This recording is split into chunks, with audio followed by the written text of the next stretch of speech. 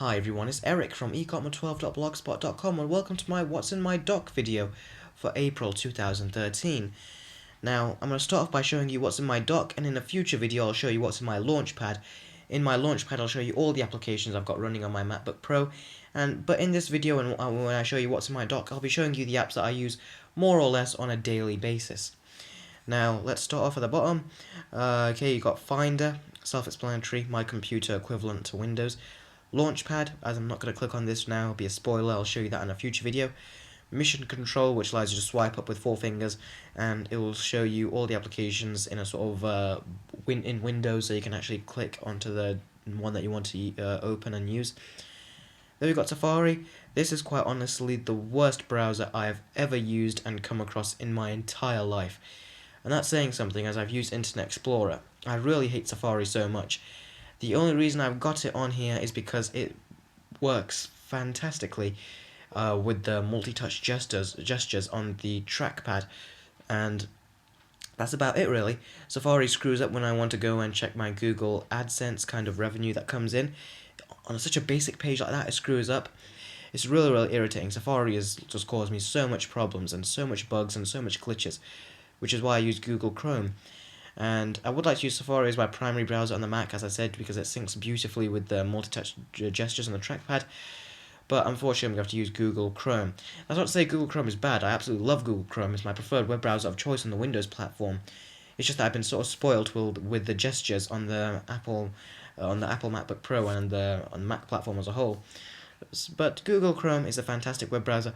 I've had no issues with it whatsoever at all on Mac, and I can just highly recommend it if you're experiencing problems with Safari. Next we've got the Mail application. I'm not going to click in here as I've got all my emails here, but it's a fantastic way of actually keeping up to date with all your emails. I first thought I'd just go into my Hotmail, hotmail.com, and then just sign in that way, but this way it's just a lot not as long-winded, and it's much easier to actually gain access to all your emails, and they pop up as notifications as well on your Mac. And you get Outlook Express, which is on Windows, and I do prefer Outlook Express as it seems that there's a lot more customization options there, but on the Mac platform, Mail works perfectly fine. Next we've got Evernote, and Evernote is a fantastic application. With Evernote, what I basically do is I write all my notes down on my MacBook Pro, and then if I have Evernote installed on, say, my Nexus 7 or my Windows PC or my iPod Touch, if I just write down the notes on here, sync it to my Evernote account, and then I've signed into that exact same account on my Android device or my various other devices, including my Windows computer, I will be able to gain access to those notes that I made from one device, and I can from my other devices. So basically, if I have my Mac computer, write down notes on my Nexus 7, if I log into that same account, I can view those notes and make alterations if I so wish. I primarily use this to make notes of a product that I'm going to be unboxing or reviewing on the channel. I make notes on my MacBook Pro, and then when I actually set up all my equipment out of shot, I put my Nexus 7 sort of like standing in this case, and then I have all the information and tech specs that I need on my Nexus 7, which I can read from. So Evernote is a fantastic application for things like that. I can highly recommend it. And these few applications right here I don't use whatsoever at all. We've got Contacts, which these really all just came with they just came pre-installed on the dock like this when I got the Mac, and they just look nice here, so I just kept them here. Got Contacts, Calendar, Reminders, Notes, which I did used to use a little bit, but then pretty much straight away I got Evernote, and Evernote is like much more secure, as I can back up all my notes as well as just write them. If anything goes wrong with my Mac, I've lost the notes in this application, so I don't really use this. I most likely will remove it from my dock at some point. They've got Messages. To tell you the truth, it is a self-explanatory app from what the app is actually called, but I have never used it and I've never looked into it, so should look into it at some stage in the future. FaceTime. I would love to use more FaceTime, but I haven't got anyone to use it with as of yet. There is a couple of people, but I haven't really organised any of those kind of times to do FaceTime yet.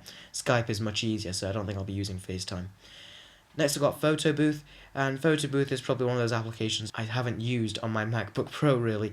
I've used it in the Mac app, not Mac App Store, Apple Store, and in the Apple Store it was great fun to actually use a bit, just to do something whilst you're in the store, if there's some limitations on the Mac since you can't go to certain websites or something.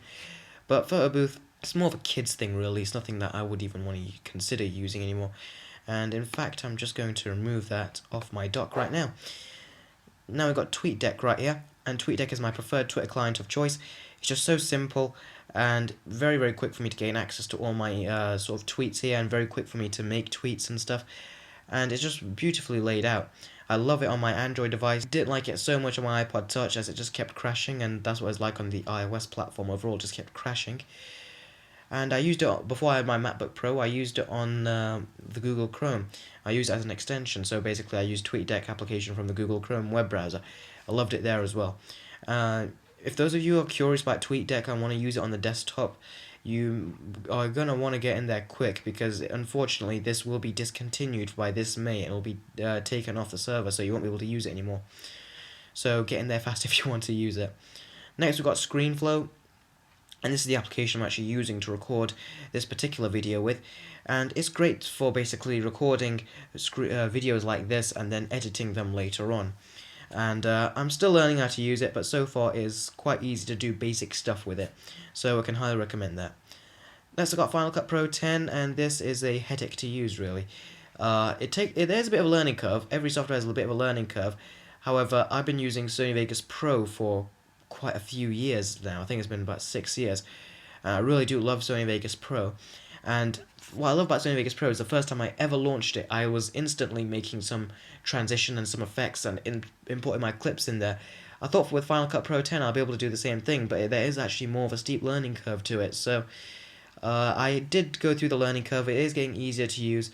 However, made a big project just recently. You might get a bit of a hint just by looking at this particular video right here, but it's having many problems. When it came to exporting, it was like when I clicked on the share tab on the share tab menu, what it basically did, all the options were grayed out, so I cannot export the file or anything, and the project took me hours upon hours to produce. I really put a lot of work into it, and Final Cut Pro 10 let me down, and it's because of this. Final Cut Pro 10 is only going to be used for my basic YouTube video edits when it comes down to unboxing or reviewing products. If I want to make a big sort of project, I'm going to use Sony Vegas Pro on my Windows PC. So Final Cut Pro 10, I'm going to use it for most of my YouTube videos, but for big projects, I'm going to stay well away.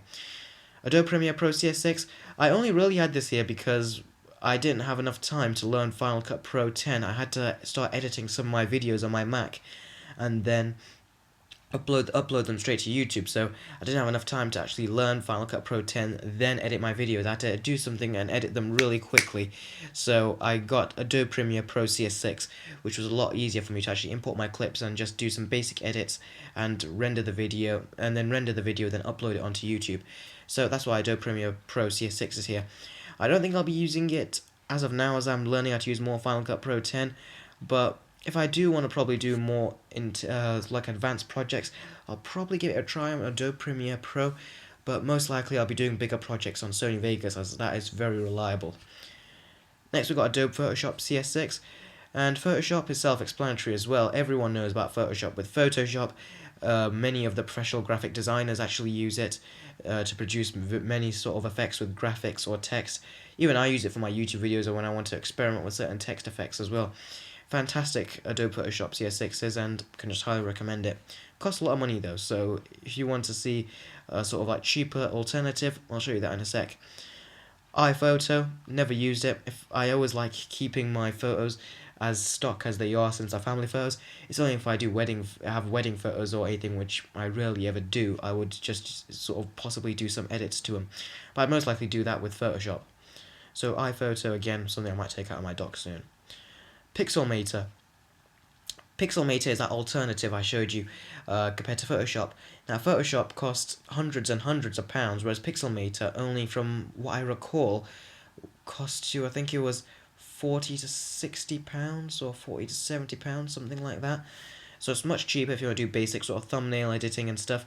I did use Pixelmator before picking up Photoshop CS6, so Pixelmator is great, but nothing beats Photoshop. Next we've got iTunes, and iTunes, let's just say I've had very bad experiences with iTunes on my Windows computer. And it's not a Windows thing, it's nothing to blame on Windows with, but it's just iTunes is an absolutely terrible piece of software. I feel so restricted using it when I want to manage music on my iPod and stuff, or manage anything on my iPod, quite frankly. I had so much problems when I was yet to use this with my brothers or sisters or my mum when it came to songs on their iPods or any files on their iPods. And iTunes I hate and despise so much with a great passion. I never use it. It just came pre-installed on the dock like this, and I just kept it there because it sort of looks nice alongside the iTunes and App Store.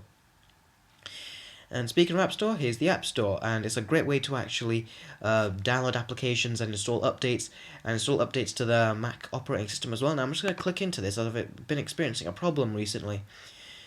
Now if I click on updates, it'll say checking for updates, and every single time it just stays like that for checking for updates for about a minute or a minute and a half, and then it says that operation has timed out, and then it says you've got no updates available. I do know for a fact there's updates to certain applications that I need to update to, but this just doesn't do them. Quite a few people are actually getting this problem recently in 2013, and one of the things I'm really hoping Apple sorts out, because I'm a new Mac user and I haven't really had the sort of enjoyment factor of using the Mac App Store, especially with this checking for updates sort of error right here. So I hope Apple fix this very soon. If any of you guys know what to do to fix this, please leave a comment below and let me know. Okay, so I'm just gonna, there, as you can see, an error has occurred, the request timed out. If I click OK, no updates available, right there. So let's cross out of that. But that's the App Store, it works very well, but I'm noticing that problem right there. Then we've got System Preferences, which everyone knows what that is. Then we've got Text Editor. Text Editor is something which I use to write all my scripts down. Works very, very well. I used to use Notepad on Windows, but Text Edit is what I use to write my script down on the Mac. And then over here is something that we used to get on Snow Leopard and was taken off of Mountain Lion, but it's something I just put back, just the applications folder, and then here there's a bit of a hint for you for what I've got in my Launchpad, which I'll show you in a future video. And that's everything I've got in my dock. For the most part, these are everything I use pretty much on a daily basis. And as you can see, I have done some organization here. As you can see, the video sections right here, ScreenFlow, Final Cut Pro 10, and Adobe Premiere Pro CS6. Then Photoshop CS6 just opens it up to the photo editing section right over here. So a little bit of organization I've done right there as well. If any of you guys have got any more sort of app recommendations for the Mac operating system, I would really like to know. As so far, I've been finding more tweaks for the operating system than actual dedicated useful software. So thanks very much for watching, and please stay tuned for what's in my Launchpad video. What's in my Launchpad video, if I can get my words out right, where I'll basically show you all the applications I've got running on my MacBook Pro. Thank you very much for watching, and I'll see all of you guys in the next video.